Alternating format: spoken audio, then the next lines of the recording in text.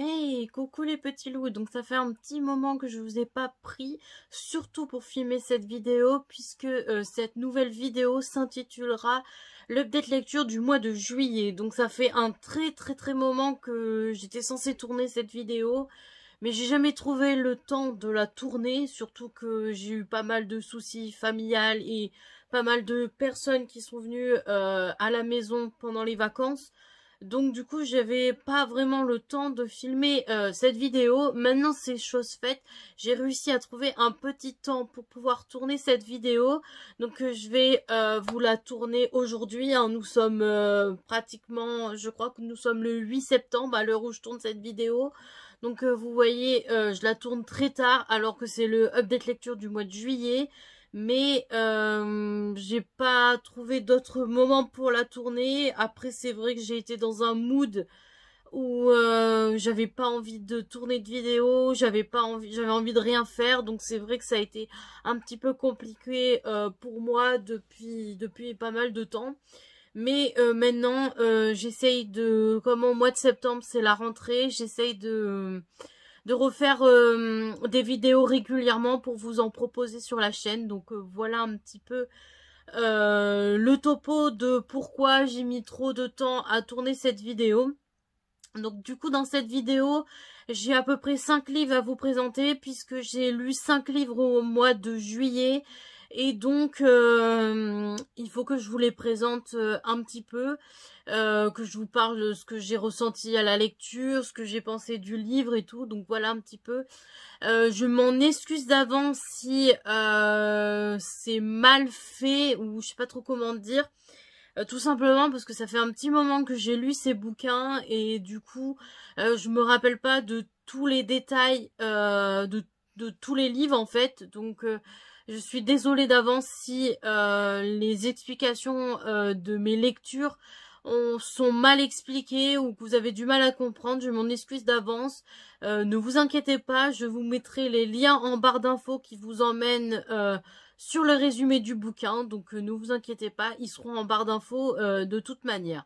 Donc je vais arrêter de blablater et de faire l'intro, et je vais passer directement à la présentation des bouquins que j'ai lus pour ce mois de juillet.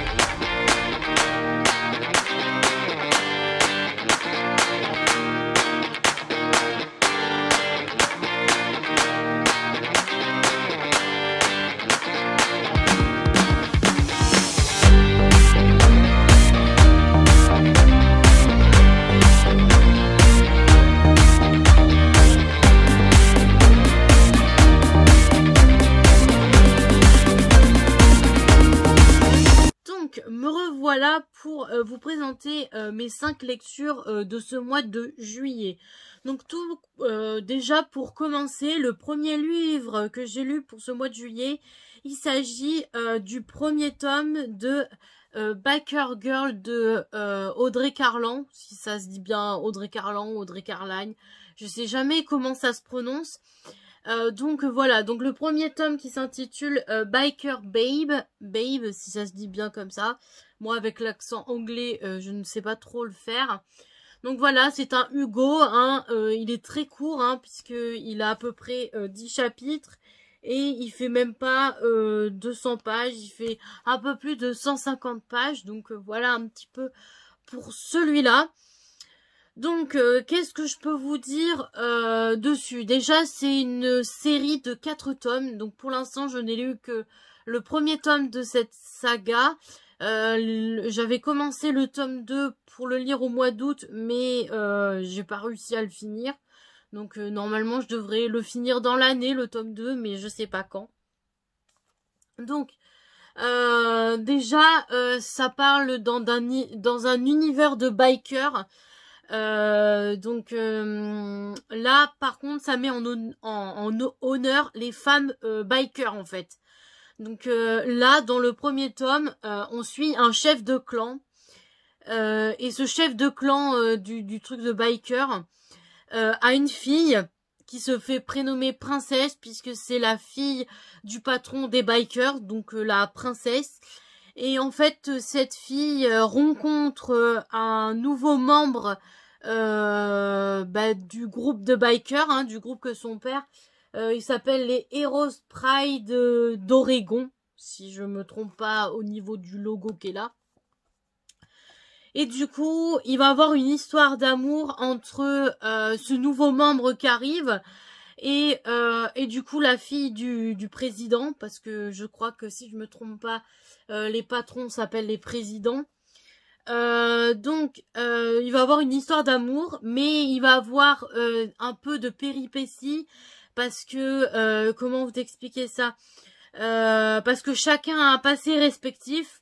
La fille qui s'appelle Shay, elle a un passé, et Rex a un passé aussi. Donc du coup, les deux passés vont se mettre ensemble, on peut dire ça comme ça. Et du coup, ce qui va se passer, c'est qu'il va y avoir une histoire d'amour entre eux, mais c'est compliqué parce que un biker n'est pas censé sortir avec la fille du président, puisque c'est censé être leur sœur biker. Mais comment dire, on peut pas aller au-delà des sentiments amoureux. Donc il y a eu pas mal de choses qui ont été expliquées dans l'histoire. Ce que j'ai bien aimé dans ce livre, je pense que ça va être pareil dans les 3 autres, c'est qu'on met à l'honneur les femmes, donc le féminisme. Et honnêtement, ça fait plaisir parce que du coup, on se rend compte que au niveau biker, il n'y a pas que les mecs qui peuvent monter sur une moto, qui peuvent être des bikers. Les filles peuvent être des bikers aussi, donc c'est ça qui était bien. Ça a été bien écrit, les sentiments, les émotions ont bien été mis dans cette histoire. La traduction, elle a été géniale. Là, j'avais déjà commencé le tome 2, donc je sais un petit peu de quoi va parler un petit peu le tome 2. Mais du coup, voilà un petit peu pour ce livre-là. Je sais pas trop qu'est-ce que je pourrais vous dire d'autre. À part que si vous aimez tout ce qui est un peu biker et tout, et plus mélangé à la féminisme, c'est fait pour vous, parce que c'est très rare, comment dire, c'est très rare de lire des bouquins sur des bikers où les filles sont des bikeuses elles-mêmes. Généralement, comme Black Rider de CG Ronix, si je me trompe pas, met à l'honneur des bikers aussi, sauf que c'est des bikers mâles en fait. Et les filles dans l'histoire, c'est pas tellement des bikeuses, c'est des filles qui rencontrent dans des bars, dans des soirées, dans des trucs comme ça, et elles savent pas conduire la plupart des motos, des trucs comme ça, et elles ont pas été baignées toute leur enfance dans les bikers quoi en fait. Donc ce que je veux dire, c'est que dans cette histoire, ça change la donne, et c'est tellement bien parce que ça permet de voir que les filles sont capables de telle et telle chose, alors que les mecs, tout le monde croit qu'ils sont capables de tout, en fait. Et que les filles sont bonnes qu'à fonder une famille, faire des gosses, et puis voilà. Donc, voilà un petit peu pour cette histoire. J'ai aimé cette histoire. Je suis un petit peu déçue parce que je pensais que le tome 2, ça raconterait la suite de ces deux personnages. Sauf que le tome 2, bien évidemment, c'est 2 autres personnages. Et du coup, oui. Après, c'est dur de quitter les personnages que t'as aimé tant dans un livre et de sauter de 2 autres personnages dans un autre bouquin. C'est vrai que c'est dur, mais pour mettre en l'honneur la féminisme au niveau des bikeuses, bah ça change et ça fait du bien. Honnêtement, ça fait vraiment du bien de pouvoir lire ce genre d'histoire là. Donc je vous le recommande énormément. En plus, il se lit très vite, puisqu'il n'y a que 10 chapitres, donc en une journée, le bouquin, il peut être vraiment... En une journée, les 150 pages peuvent être lues assez rapidement, donc honnêtement, c'est assez bien pour des personnes qui ont des pannes de lecture et qui voudraient se remettre petit à petit à lire, ou des personnes qui n'ont pas beaucoup de temps à lire. Vous lisez un chapitre, les chapitres sont assez courts. Pour moi, je les trouve assez courts. Donc du coup, ça peut être assez rapide si tu te fixes un but de lire un chapitre par jour ou un chapitre par heure ou un truc dans le genre. C'est assez bien en fait. Donc voilà, je vous le recommande chaudement et je vais arrêter de parler de celui-là et passer à la suite. Donc le prochain livre que j'ai à vous présenter, de toute manière ils sont tous les deux ensemble. Mais je vais plus vous parler du tome 1, puisque c'est celui-là que je vais parler le plus, puisque les autres tomes, ce serait vous spoiler. Donc, il s'agit d'une autre saga de Audrey Carlin. Il s'agit de International Gay, ou Gay, je sais jamais comment ça se dit. Donc, le premier tome qui s'intitule Paris. Donc, en fait, cette histoire met en œuvre... alors, je ne sais pas si vous vous rappelez, dans la série Calendar Girl, c'était une héroïne qui était mise en œuvre pendant 12 livres. Et là, cette fois-ci, c'est des garçons qui sont mis en œuvre pendant 12 livres. Donc, en fait, en gros, si je me trompe pas, c'est 3 garçons. Alors, je ne me rappelle plus. Il y a Parker Ellis, Royce et Beau, si je me trompe pas les prénoms. Ces 3 garçons qui ont fondé, à la sortie de l'université, qui ont fondé une société. C'est une société pour aider les femmes à monter dans la hiérarchie de... je sais pas trop comment on pourrait dire ça. Au pire, je vais vous lire le résumé et je vous expliquerai au fur et à mesure après.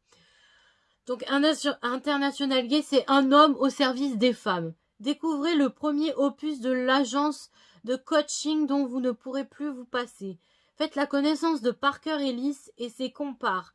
La première mission de l'agence International Gay se déroule à Paris dans l'univers des parfums. Nos 3 héros débarquent dans la capitale afin de venir en aide à Sophie, jeune héritière d'une grosse société.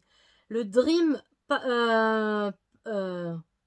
Marker, donc Parker, le Love Marker, Royce, et le Money Maker, je sais jamais comment ça se dit en français, qui s'intitule Beau, vont unir leurs forces et leurs compétences pour se mettre au service de la jeune femme. Entre les mains expertes, elle va s'épanouir et devenir une chef d'entreprise efficace et sûre d'elle. Les 3 experts sauront-ils rester professionnels face à l'éclosion d'une jeune femme sexy? Donc en fait, il y en a un, il est plus spécialisé dans l'argent, de comment au niveau de l'argent. Une autre qui est plus spécialisée, un autre qui est plus spécialisé dans la mode, la coiffure et tout le tralala. Et l'autre qui est un petit peu dans le relationnel, l'amour, le glamour, un peu des 3 en fait. Et tous les 3, ils vont aider une jeune fille qui se trouve à Paris. Cette jeune fille, son père est décédé prématurément et elle hérite d'une société de parfums qui est une renom à Paris. Et du coup, elle sait pas du tout gérer tout son personnel et tout. Alors du coup, elle fait appel à l'agence pour les aider. Et du coup, en fait, il va se passer pas mal de choses. Une petite histoire d'amour dans le tome 1, bien évidemment. Et suite à ça, j'ai lu le tome 2 aussi. Alors c'est des livres très courts aussi, hein, ils ne font que 10 chapitres. à peu près même pas 200 pages, ils font un peu plus de 150 pages, mais moins de 200 pages. Et le tome 2, eh bien, on suit les trois garçons aussi, sauf que là on suit plutôt Parker, puisqu'il y va tout seul cette fois-ci dans le tome 2. On le suit, et il va à New York pour aider une jeune femme, donc voilà. Dans le tome 3, dans le tome 4, dans le tome 5, c'est dans une autre ville, et on suit un des trois garçons qui va dans ces villes aider des jeunes femmes et tout. Bien évidemment, il y a des petites histoires d'amour, des petites relations, des petits par-ci par-là. Je ne sais pas comment la saga se termine, puisque bien évidemment, je n'ai lu que les 2 premiers tomes et non les 12 tomes qu'il y a, parce qu'il y a 12 tomes. J'ai lu que les 2 premiers, j'ai commencé le 3e tome, mais je l'ai laissé tomber parce que j'avais d'autres priorités et tout, donc voilà pour ça. J'ai bien aimé le concept de l'entreprise, parce que du coup, c'est des garçons qui aident des femmes dans les entreprises. Et ce que je veux dire, c'est ça met en œuvre aussi les femmes. Du coup, c'est ça qui est bien, c'est pour ça que j'aime bien les livres d'Audrey, parce que elle met en l'honneur les femmes, alors que dans les autres livres, bah pas trop en fait. Pas donc voilà pourquoi j'aime ça. Les histoires sont bien, tu suis, c'est léger, c'est que 10 chapitres, donc c'est très léger, c'est fluide, ça se lit vite. En une journée, t'as fini le bouquin, et puis voilà. C'est tout ce que j'aime dans les dans les livres d'Audrey, c'est qu'ils sont très courts et que ça se lit en une journée, et que en une journée tu peux lire un bouquin. À la rigueur, même dans une journée, tu peux peut-être en lire 2 ou 3, parce que quand tu les réunis en un seul, ça te fait une 300 et quelques pages, et tout le monde dit que 300 et quelques pages, ça se lit en une journée. Donc tu peux très bien lire 3 livres comme ça dans une journée, ou 2. Après, ça dépend ton moyen de lecture, l'avancée et tout. Donc voilà. Donc voilà un petit peu pour ces 2 livres-là que j'ai lus. Dès que j'ai fini le tome 1, j'ai enchaîné avec le tome 2, hein, bien évidemment. Donc voilà un petit peu pour ça. Je ne sais pas quand je lirai les autres, hein, mais vous les verrez bien à un moment donné en update lecture. Hein, donc voilà. Donc je vais arrêter avec cela et je vais passer au 4e livre que j'ai lu ce mois-ci. Donc le 4e livre que j'ai lu ce mois-ci, il s'agit le premier tome de Les McCoy, donc de Alexia Thiel. Il s'agit donc du premier tome qui s'intitule L'ogre et le chardon. Donc voilà, c'est un Hugo Poche, bien évidemment. Donc voilà, il est tout je l'ai acheté d'occasion. Oui, je l'ai acheté d'occasion. C'est les 2 autres que j'ai acheté neufs. Donc voilà, je l'ai lu en audio. J'ai même acheté le tome 2 en audio que j'ai pas commencé à écouter, mais parce que j'ai d'autres livres en tête, donc du coup c'est pour ça que je ne l'ai pas commencé encore. Mais du coup voilà un petit peu pour celui-là. Donc là cette fois-ci on suit une fille. Alors je vais vous lire le résumé aussi. Et si les clans d'Écosse n'avaient jamais disparu, et s'ils continuaient à diriger les Highlands à l'insu du reste du monde. Quand Phèdre arrive à Édimbourg pour respecter les dernières volontés de son père, elle se retrouve malgré elle entraînée dans un univers de traditions et de querelles sanglantes qui lui est inconnu. Recueillie par Caleb, chef du clan McCoy, elle se révèle bientôt être une pièce maîtresse sur l'échiquier du pouvoir. Donc en gros, la fille s'appelle Phèdre et son père est décédé, et pour les dernières volontés de son père, elle se retrouve aux Highlands, donc voilà, en Écosse, pour les dernières volontés de son père, sauf que, bien évidemment, tout ne va pas se passer comme prévu. Elle va apprendre des tas de choses sur son père, et bien évidemment, une histoire d'amour va naître avec Caleb, bien évidemment, mais des révélations vont être mises. Donc je ne peux pas vous dire plus de ce que j'ai lu, parce que ce serait vous spoiler les effets qu'il y a dans le livre, parce que moi quand j'ai appris les choses qui se passaient dans le bouquin, j'étais un petit peu sur le cul, on va dire. Donc c'est un petit peu pour ça que je peux pas trop vous dire plus sur le résumé, Sauf que t'as beaucoup de révélations, c'est des histoires de famille, de clans, c'est un peu sanglant, un peu... Bon, il n'y a pas trop de meurtres, hein, bien évidemment, mais l'histoire qu'il y avait avant que la fille naisse, c'était un peu sanglant quand même. Donc voilà, le passé respectif et tout, c'est assez... voilà, malgré qu'ils cohabitent alors qu'ils sont censés être ennemis. Bref, c'est un peu du ennemi tout lover, comme Nina Quill dirait. Donc voilà. Pour celui-là, je sais pas quoi vous dire d'autre sur ce livre, à part que je l'ai énormément aimé. L'année dernière, quand je suis allée au festival, j'ai parlé avec l'autrice des McCoy, et c'est vrai que j'avais pas pensé à lire son livre parce que l'Écosse m'intéressait pas. Et puis je sais pas, je pensais que j'allais la voir cette année puisque le festival est annulé. Je pensais pouvoir la voir cette année pour faire dédicacer le livre. Et du coup je m'étais motivée à le lire et forcément de l'avoir lu, ben ça m'a scotché parce que je pensais pas que cette histoire me toucherait autant et que de voyager en Écosse, ce serait magnifique et que ça me donnerait envie de vraiment d'aller en Écosse pour voir toutes les ruines qu'il y a là-bas, les châteaux et tout ce qu'il y a en Écosse quoi à visiter. Donc voilà, j'ai énormément aimé ce livre, tellement que j'ai acheté le tome 2 et le tome 3 neuf, alors que je suis pas trop pour du neuf, mais du coup voilà, que j'ai acheté aussi le tome 2 en audio, pour les côtés en audiobook. Donc voilà pour ça. Je peux pas vous en dire plus parce que sinon ce serait vous spoiler. Je peux juste vous dire de le lire parce qu'il est très... franchement, il est bien. Franchement, j'ai énormément aimé cette lecture, alors foncez, allez le lire, ça vaut le détour et ça vaut le coup. Donc du coup, voilà pour ce livre. Et le dernier livre que j'ai à vous présenter, j'ai mis très longtemps à le lire, peut-être plus de 2 mois, je crois. Parce que j'ai passé des phases où j'avais du mal à le lire, des phases où j'ai bien aimé le lire.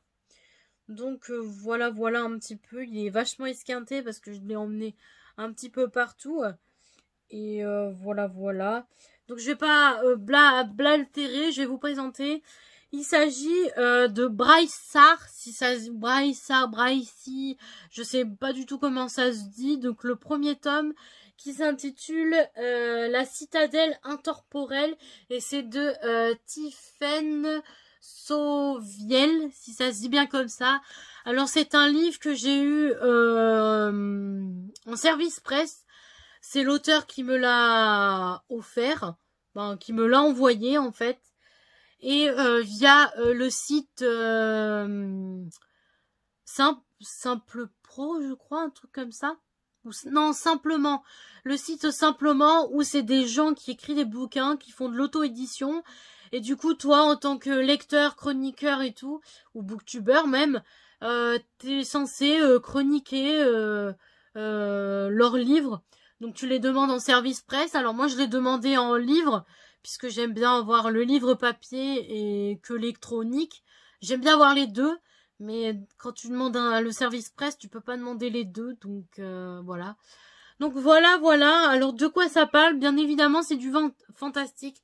Je vais vous lire la 4e de couverture parce que c'est une histoire très compliquée à expliquer et que la seule façon pour vous l'expliquer, ce serait que vous le lisiez. Donc je vais vous lire le résumé et après je vais vous parler un petit peu de ce que j'ai ressenti, un petit peu ce que j'ai pensé du livre. Donc, ses moindres gestes sont épiés. Peut-elle vaincre seule la force ténébreuse qui a juré de la tuer? À 17 ans, Bryce, je sais jamais comment ça se prononce, rêve d'échapper à son existence ennuyeuse de lycéenne. Quand son père, physicien, retrouve son esprit après 7 ans de catatonie, elle ne peut refuser l'expérience dangereuse qu'il lui propose. Mais après s'être réveillée dans une forteresse au savoir infini, choisisse comme élève d'une élite secrète, Bryce, on va dire, ne saurait dire si elle vit un rêve ou un cauchemar. Piégée dans cette citadelle oppressante, elle doit découvrir la vérité pour survivre. Mais ses actions sont surveillées et le temps lui joue des tours, pardon. Sa seule chance d'échapper à la forteresse pourrait être de rejoindre un groupe de rebelles.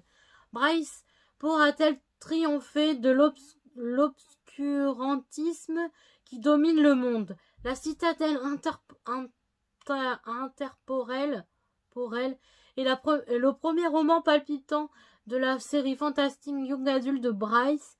Si vous aimez les héroïnes intrépides, les aventures extradimensionnelles et les mystères surnaturels, alors vous allez adorer l'univers imaginatif de Stephen Soviel.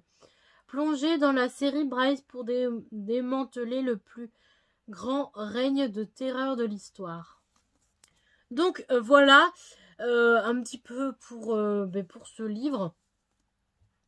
Donc en fait ça raconte l'histoire d'une fille qui vit pas bien son lycée et son père qui a passé 7 ans en cacatonie se réveille pour proposer quelque chose à sa fille et sa fille finit par accepter, sauf qu'elle ne pensait pas se retrouver dans un monde alors je sais pas si on peut dire un monde de rêve ou un monde de cauchemar. Elle se réveille dans une grande citadelle où il y a une école à l'intérieur et avec des gens qui sont été sélectionnés pour devenir l'élite en fait. Sauf que cette citadelle cache des choses assez cheloues, on va dire. Et du coup, Bryce, si ça se dit bien comme ça, est un peu piégée. Elle voit que c'est épié, que tout le monde la surveille, que les moindres faits et gestes et tout. Et elle finit par intégrer le groupe de rebelles. Elle part de la citadelle pour retrouver le groupe de rebelles. Et grâce au groupe de rebelles, ils vont essayer de déjouer les plans de la citadelle. Et sont suivis des péripéties à n'en plus finir. Le premier tome, je crois qu'il y a 3 tomes qui sont sortis déjà. Le tome 2 et le tome 3 sont déjà sortis en livre aussi comme ça là. Mais je ne les ai pas. Je ne sais pas si l'autrice sera d'accord de m'envoyer son tome 1 et son tome 2. Mais bref, en tout cas, je suis très contente d'avoir lu mon premier service presse papier. Parce que mon premier service presse que j'ai lu, ça a été un électronique. Mais celui-là, c'est mon premier service presse papier. Donc du coup, voilà, j'ai énormément aimé l'histoire. Même s'il y a eu des moments où je m'ennuyais, des moments où il y avait très peu d'action et j'ai cru que j'allais m'endormir. Mais c'est une belle découverte, une belle histoire. L'univers est quand même mystérieux parce que à la fin, t'en apprends pas trop plus qu'au début. Donc voilà. Je sais pas trop quoi dire d'autre sur ce livre puisque ça fait un petit moment que je l'ai lu et ce que j'avais envie d'en dire m'est passé un petit peu par la trappe, comme on dit. Donc voilà, je vais pas m'attarder plus sur ce livre. Donc je vais arrêter de parler de celui-là. Et puis voilà. Donc du coup, j'ai fini ce update lecture du mois de juillet. Et je vais vous laisser avec ça. J'espère qu'il vous aura plu. J'espère que j'ai pas trop été bizarre en vous expliquant les livres. Que j'ai été bien dans les explications. Dites-moi en commentaire si vous avez lu ces livres. Dites-moi ce que vous en avez pensé si vous les avez lus. Dites-moi si vous les avez pas lus. Peut-être que je vous ai donné envie de les lire. Dites-moi ce que vous avez envie en commentaire et je vous répondrai bien évidemment. Donc je vous souhaite une très belle journée ou une très belle soirée, ça dépend à quelle heure vous regardez cette vidéo. Et puis je vous dis à la prochaine pour une prochaine vidéo. Bisous!